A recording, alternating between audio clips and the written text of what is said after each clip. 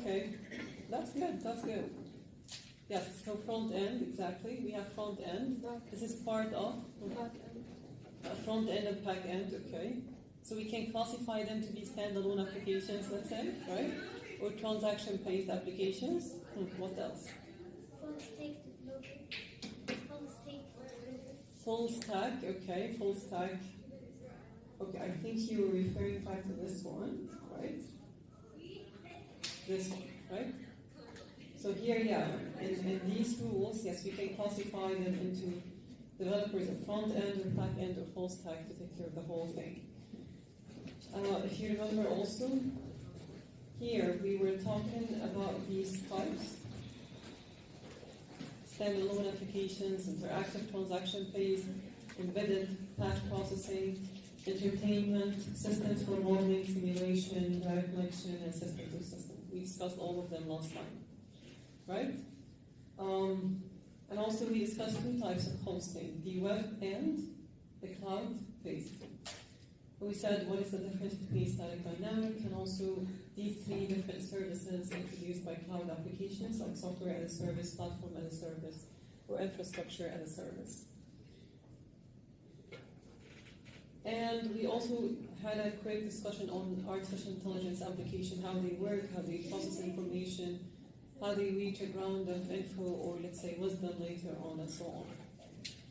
So in this part, we will focus on this title, software process. We'll look into different models that could be utilized. We'll look into the process activities, so what's included under each of these stages inside any model. We will look into changes adaptation and also modern approaches. Before I actually start talking about the problem, the software process in general, I just want to ask you what comes to your mind when we say this word, software process? Coding. Coding, okay. Outputs. What? Outputs. I can't hear. Who's saying what? Outputs. Outputs, okay, nice. The stage between input and output. Stage between input and output. Yes. Graphical user interface. Well done. Okay. Stage development. Stages of development. Very good. I really like this. Let me ask you a very quick question. How many of you is driving? Hands up. Okay. Can you tell me how do you reach a destination in steps? So starting from the moment you enter your car all the way to the moment where you reach the destination. How is that working? Yeah. You're going to turn on the car. You turn on the car. And you're going to start the Google Maps location Okay. video. And you're going to go. Okay. You're going to go by the Google Maps. Nice. And then till you reach your destination. So do you work with any buttons? Just the start. Front. Just start. Okay. Press on the start. Restart. Okay. And then you know that I can drive. Then you reach the destination. What do? You park the car. You park the car. You turn off the phone. Okay. You turn off the phone. Nice. And then you turn off the car, exactly. And then you open the door, you exit.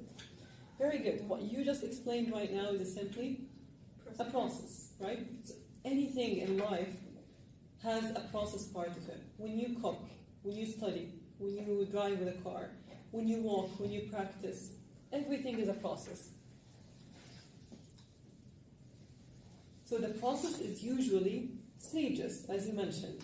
So how actually you can reach the final output? Like you said, we have inputs, we have processing phase, we have outputs, right? This is a process. So how is that working? Yeah?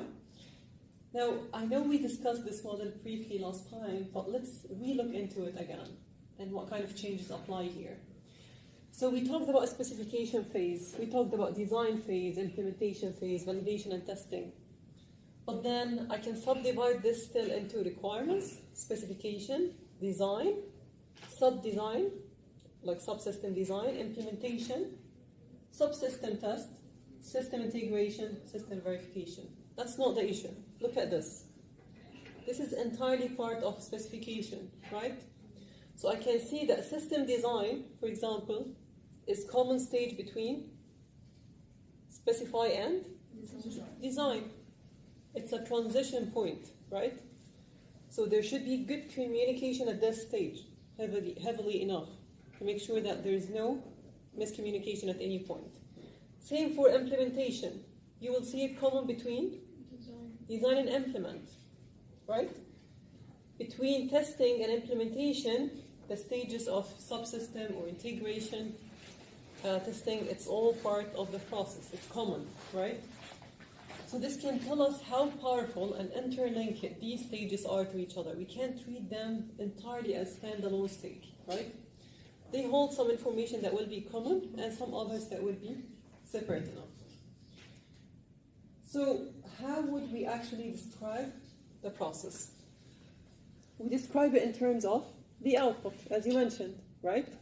So output is simply the final product we're talking about. What is the software you're handling to the stakeholder at the very end? You're also discussing the rules and responsibilities. So I'm a team of 4 people. Okay, how will we work together to deliver this product? Who's going to be the designer? Who's going to be the person responsible for collecting requirements? Who's going to be the person implementing? Who's going to be the person who's testing, right? So we discuss the current resources, their own rules, their own responsibilities, and also a very important thing we call pre and post conditions. So I asked actually the guys in the first section, and they seemed to not be aware of this concept, so let me just jump in and explain something to you. Okay. Can you all see the screen? Yeah? Okay.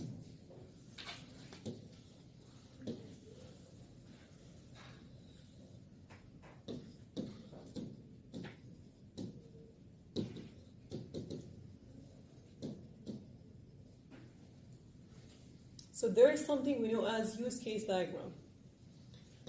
We look into it mostly in the design phase. Okay? How it works. We look into this box as a system boundary. Okay? What's a system boundary?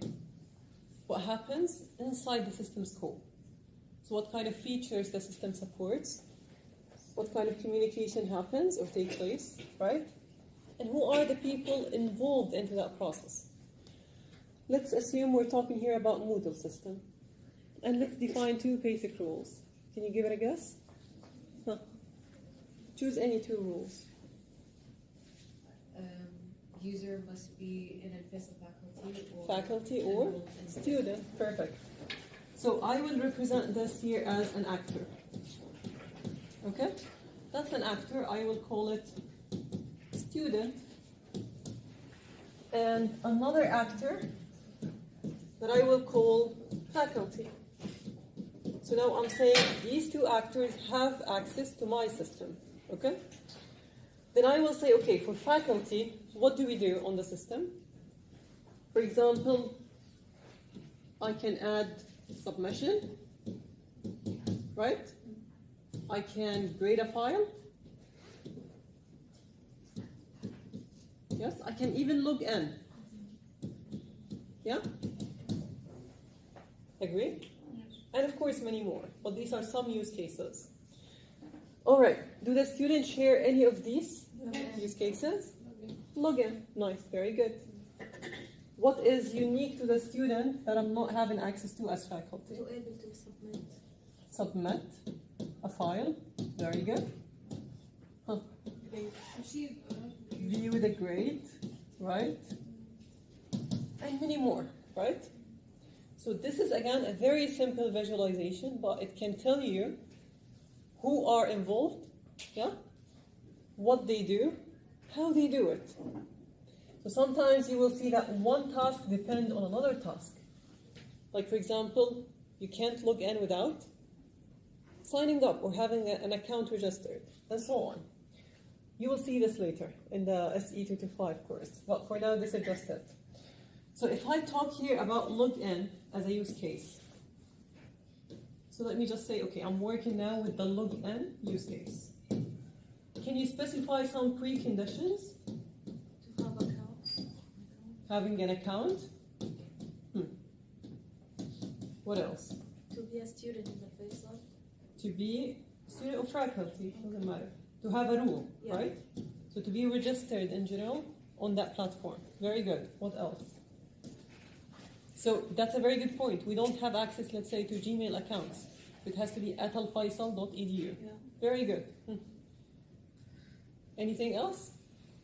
Let's assume this is it for now, okay? Can you tell me any post condition? So what happens when you log in? It has to authoritize more Authentication. authentication. Excellent. Very good. So we have post condition. So now it goes into authentication.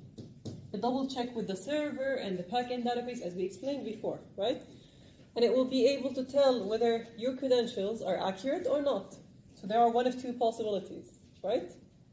Either all's good, and in that case you are redirected to the dashboard. You can resume whatever transactions.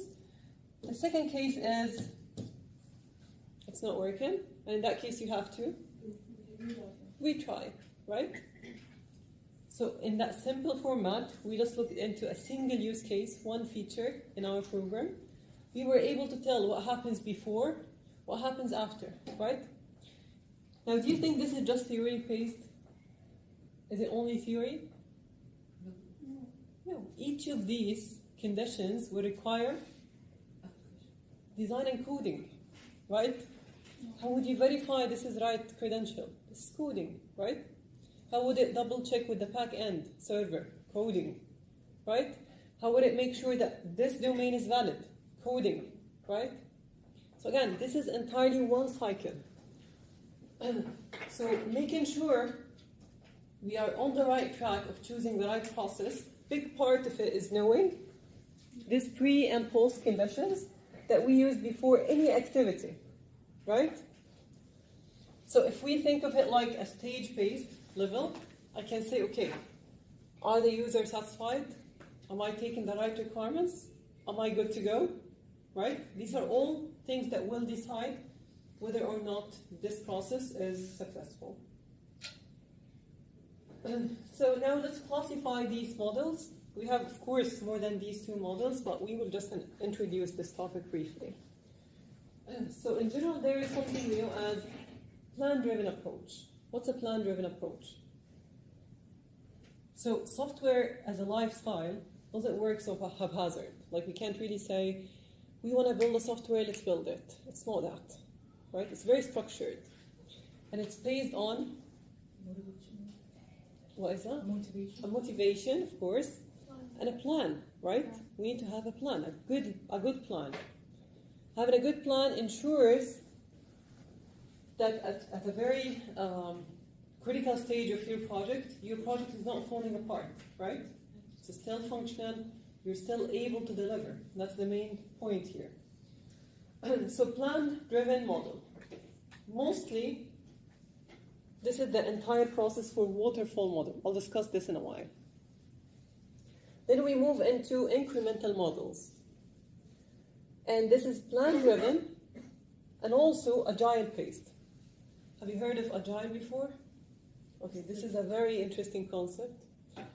You might have heard of Scrum, if any. No? You did. Okay. No? Okay, so there's something we call Scrum and Agile. I'll discuss them briefly as well. But in general, this is very innovative. Like, this is the trendy approach. Okay? We'll talk about this. And of course, there is the reuse-oriented model. How many... Okay, let's assume I'm building my Moodle. We discussed previously like how to customize and how to build or use, let's say, a general application. So among all applications that you use, let's assume you use 10, 20 applications every day. How many of them you think they're built from scratch? And how many of them you think they are built on top of other applications or other APIs or other even components? Like, you don't build everything from scratch. Most, if not all, are based on it. Yes. Thank you. So that's why you will see that data are interchanged currently between multiple applications. There's something we call it centralized design or architecture,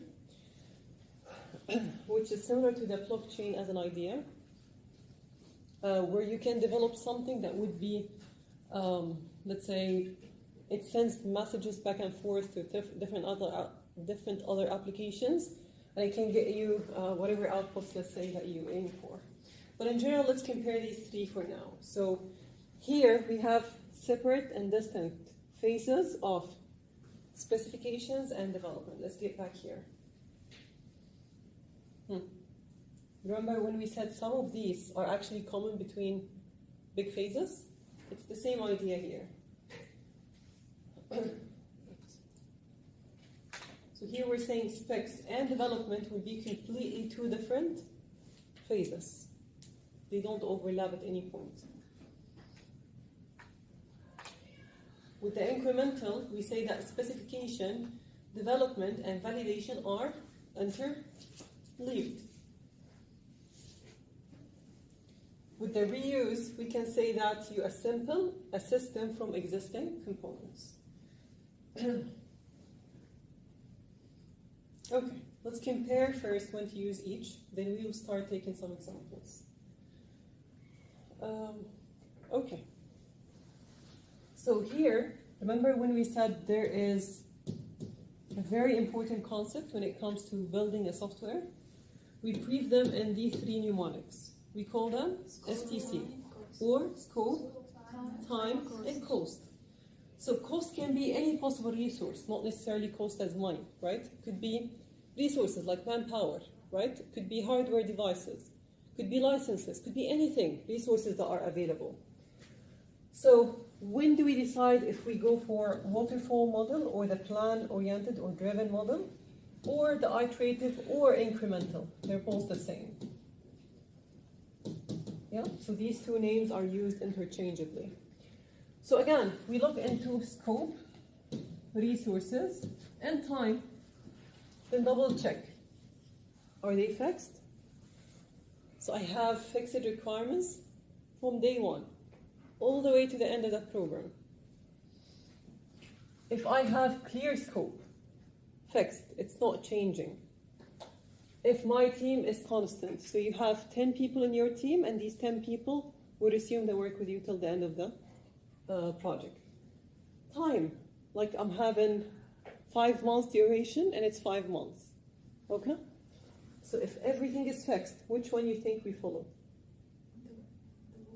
The waterfall. Okay? The traditional approach. If they vary, and by vary here we mean there are lots of variations and changes. Okay? So like when I come to you saying, okay, I'm the stakeholder, and I ask you to build a software, I tell you, okay, I want a car, let's say that, I don't know, I can drive it, let's say, on high-speed roads. Just anything. I can use it, let's say, for racing. This is my requirement, okay? Then after a month, I came to you, okay, no, there is a new requirement. I want my car to be able to swim, if possible, okay? And after another month, I want my car to fly. That's a new requirement, right? And every time you make a change, this can take the scope of the project somewhere else. So when you design something to drive, it's different from how it goes, let's say, swim or how to fly, right? So in general, if these requirements keep on changing frequently, then you will need to go with iterative model. So you can satisfy the customer.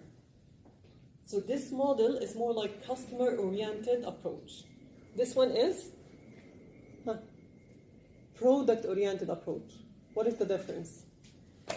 So the priority in the first one is to have a product, regardless.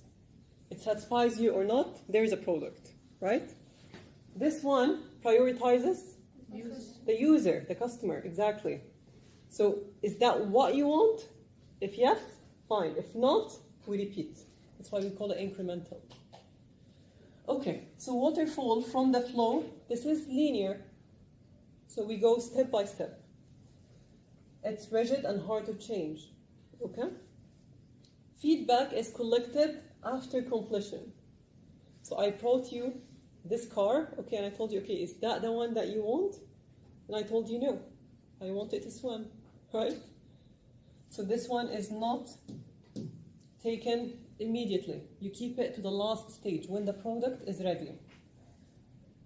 And of course, the delivery here is one piece, right? So I give you the car as one piece. I don't give you the wheels first and then the engine, no, okay?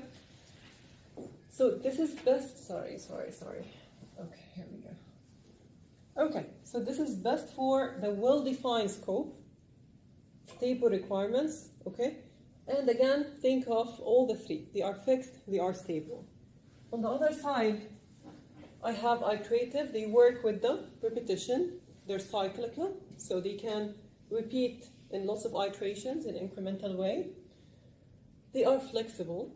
You can easily adjust and change at any point of time. And here, feedback is taken early after each cycle. Okay? So I designed the engine, I brought it to you. Is that working fine for you? I designed the wheels, I showed them to you. Is that what you aim for? Right? That's the body, that's going to be the color. So I customize each and every component based on the feedback I received at every stage. Multiple evolving versions. So I don't give you the whole car at once. No.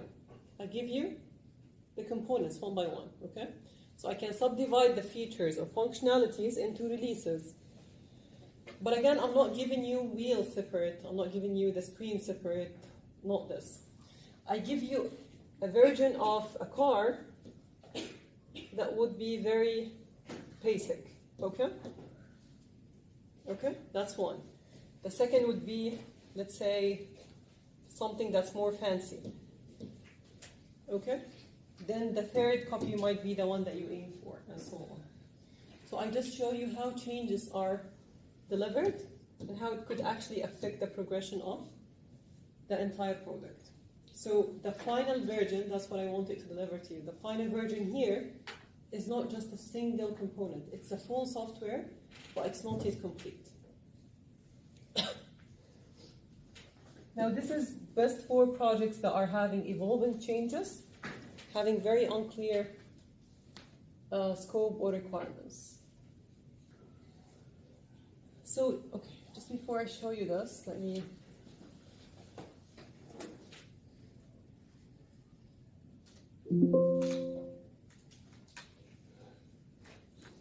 let us try to explain this in practice. So let's talk about the general phases. I have requirements, then design, again then development, then testing. Now let's think of it as waterfall model.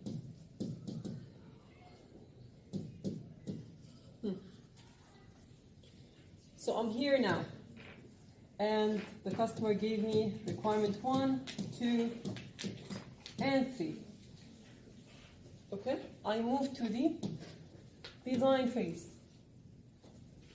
then development, then testing. I'm done. I don't get back to the user at any point. So only this phase had the involvement. Then when would you meet them again? After you test. What do you get? Yeah. There is a release, right? So you end up with a single copy of a product. Now once this is ready, what goes here? Feedback, exactly. So now I get back to the customer and I ask for feedback. One of two possibilities. Positive or negative? Customers? It could be a positive one or A positive or negative? Positive, what do? You deliver, you're done. Yeah? Negative.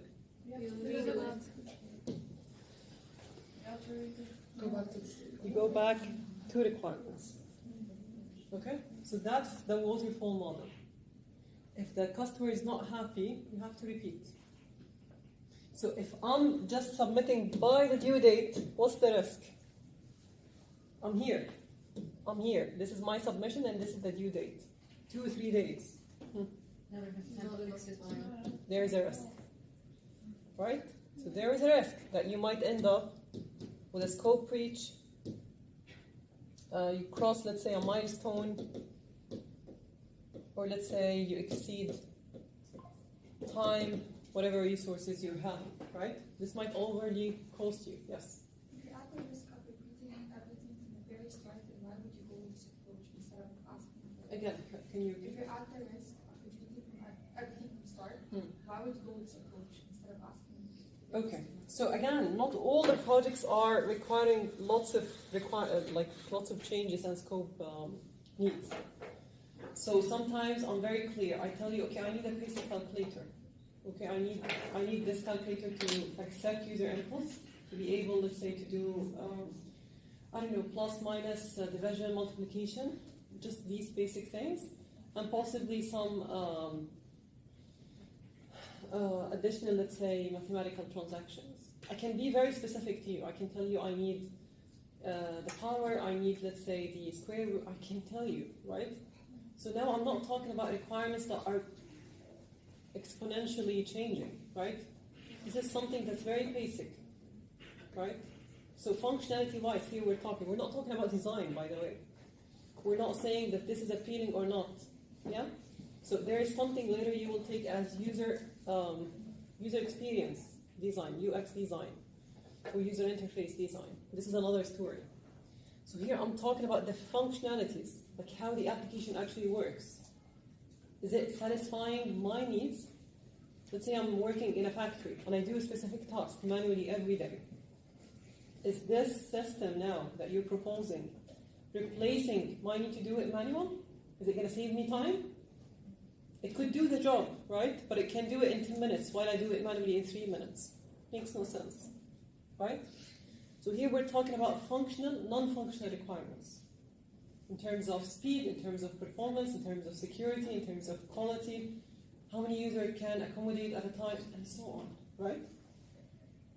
So this is waterfall. Now, how would this change if we're talking about incremental? Now, let's assume this is incremental. And again, I do start here from requirements, design, development, and testing. All right. I start here again, right? I say I have requirements 1, 2, and 3. Okay? I document. Then, I check. what? I check if I have the correct requirement. Excellent. So I get feedback at this stage. Now the customer says what? Again, one of two things. You're good to go? Or, no, I request requirement 4 and requirement 5 to be added as well. And in that case, what do? You reiterate on requirements. Now you add to it requirement 4, requirement 5, double check again. Is that what you want? Yes, you're good to go. Okay? So only when I get the approval from the stakeholder, I'm ready to move to the second phase. So now I know all the requirements, now let's design. Okay? So I come up with any prototype, I don't know. I have all the diagrams, all possible design related work. Then again, I stop and I check. So again, could be easy to go or simply requiring some enhancements, right? Again, we do the same for development and also for testing. Yes, Liam? Now, if you are at, for example, developing stage, and then the user, the customer will vote of another requirement, can you go back? Okay. So in that case, again, keep in mind something. Like we agree on the entire, we agree here on the entire scope of these requirements, right? But we do deliver them how? As increments, right? So I might, in the first cycle, I might only work on one feature, which is, let's say, R1. So when I'm done with the first iteration, showing you the first deliverable, which is R1, completed, okay, in my second iteration, I can get back and add a new requirement. That's why we say changes are always accepted in this model. You can't say no to the customer, whatever you want, right? So we finish, as we said, so this could be, let's say, for R1, you finish design R1, you test R1, you deliver R1, right? And of course, after every stage, we do a stop for feedback. So now we have R1. We do the same for R2, and so on. So changes could be incorporated at any point.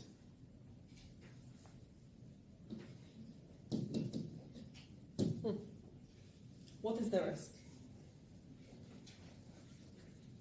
Like, you're happy as a customer, right? How about development? It will take time. Taking time. So we said this works best when you don't really have a very strict timetable, right? You can actually flexibly change. If you have a budget, it might exceed the budget. Thank you. So we're talking about time, cost. Resources are also stretched. So you might need more people to complete the work assigned, right? And also, you might fall into scope breach. You heard of scope breach before? So like, we agreed at first to deliver, I don't know, a car that drives, right? But we ended up with a car that flies. So like, you keep on saying yes, yes, yes, but at the very end, you get far away from what's meant to be. Yes, please. But isn't that the same for incremental processes as well, where it's kind of like expected that the final product differs so much from the original initiated plan? You're talking about incremental? Yeah, like These are incremental. I know this is waterfall. No, But no, this is incremental. this is incremental. This is incremental. Oh, sorry. This was the waterfall. Okay, yeah. They're similar, but again, No, the no, no, feedback is the. Do you figure it out? Yeah. Okay. Make sense? Yes, please. And for the scope breach, is it for the customer or for the developer? Both. I mean, for the customer, they're always satisfied. They won't say no. But they can overcomplicate things. So later on, they can come to you saying, this application is very complex. I don't know how to use it. It has lots of features. I can't find what I want. Right? So sometimes when you are very, very flexible, this gets to make it a bottleneck. Okay? So it might be the same issue they request. Yes, please. Doctor, I think the best plan is to use both. Like, I'll be clear from the beginning. If I move to the next step, I will not go back. But I'll show them the result after each step. But I will tell them from the beginning that That's a very good thing. yeah. You will see, inshallah, when you move to the project management course, I think 4th year. There is something we call it charter. Remember when we talked about planning phase? Yeah. So before after we plan, we come up with a document that's called charter. Has everything that we can possibly agree on in all our previous meetings. So we sat together, let's say for 10 meetings, we came up with that set of requirements, and we're all good to go. I put all of these in one list, and I asked the customer to sign on it. Yeah. Why is that? Because you want to stick to a timeline, you want to stick to a budget. You don't want to say like, okay, I was telling you this, and you did not do it. No, it's written, it's listed, and if we did not deliver, then it's our fault. So charter gets to be a contract in between both entities. Yeah, that's the best solution. And of course, yes, what you're saying is excellent actually. So as you move, based on your own experience as a developer, especially with the team that you're working on as well, so you get to build an entire experience that could be applicable to more than one project. It might not work for some others, right? So every project is a new case, and every case requires some experience inputs. Great. So that's briefly what this waterfall model is telling you. We go for analysis, design, implementation, testing, maintenance, all in one row, right? If you request any change, you need to go back and start from the beginning. So it has its own drawbacks, of course, like we can't accommodate changes. And again, some of these changes could be relevant still to the scope. But they might, let's say, show up later on after this agreement was made. A phase should be complete before moving on to the next one. And it's used mostly in large projects where the system is developed in several sites. It has clear documentations, well-defined phases, formal approvals to reduce miscommunications and meet needs. I just want to stop it here at this point. So clear documentations, what do we mean by this? So again, later, like in the web course, you will take a language called React. You might have heard of it, React Native. Yeah. React Native is working with the iterative approach, okay? So it is mostly something that would never say no to a change, but it has the worst ever feature a developer can have. You can't keep track of these changes documentation-wise. So when you go back, let's say after 3-4 months, and I'm not talking about long duration, you will see that many changes happened and none of them were documented.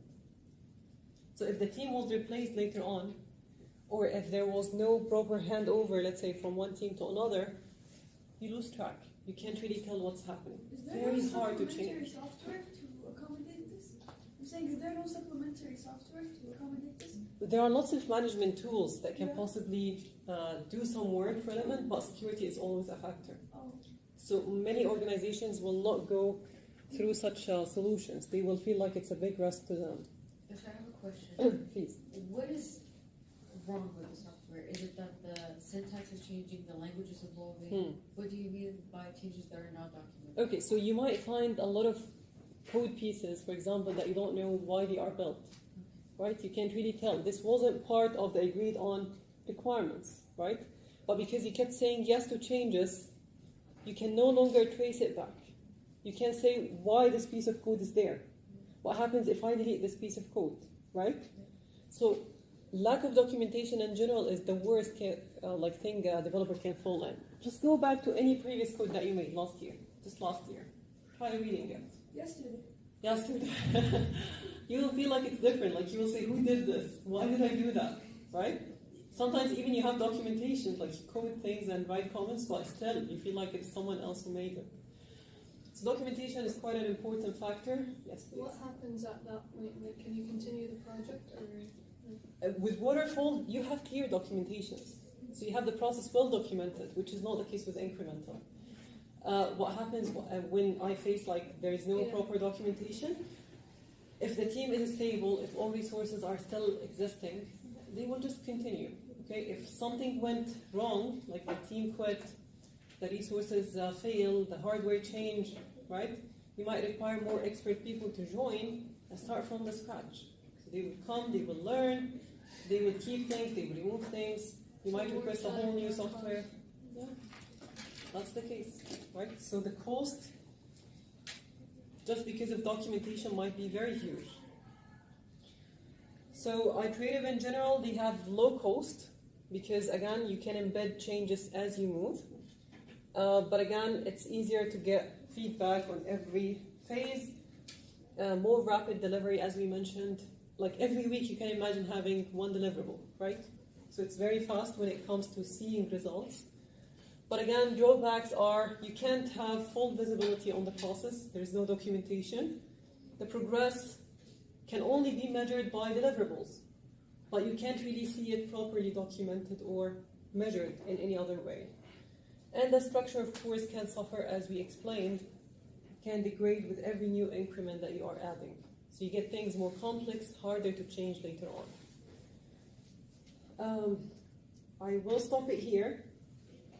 So next time we will discuss the measures of how can we choose like a process based on what, and we will also discuss few case studies. So you will see a case study for a system, and you will be able to tell which of these processes would be the best. Do you have any question on what we discussed today, please? Can you say that waterfall model is more formal? Is more Formal. formal? Yeah, of course. More formal. Okay. دكتور Any other question, please? if I am like أنا البروجرامر واشتغلت بالووتر فول هيندفع لي أكثر صح من إذا اشتغلت بالثاني مو الووتر فول الانكريمنتال قصدي إذا أنا عم بشتغل بالانكريمنتال هيندفع لي أكثر من لما أشتغل Of course. By the way, most of the project managers you will see in high positions, they work with the agile techniques, especially with the critical systems. You can't really start huge system, let's say for banking or let's say for airports. You can't actually work with these big systems in waterfall because they request lots of changes, right? So of course the cost is completely different and it's way higher. Yes, please scan the QR.